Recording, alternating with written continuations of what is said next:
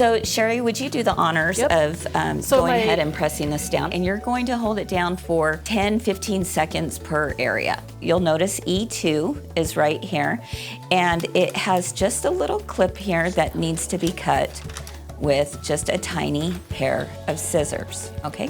Just like that. Now's the fun part, E2, E2. It's like a puzzle. This is where you take a mini clover iron, and now I'm going to go to the E1 and just do a little snip.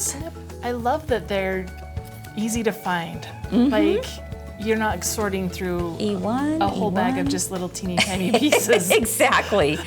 We really tried to make this as simple and straightforward as possible. So again, you see how this is all coming together? What do you think? That is fun. It's simple.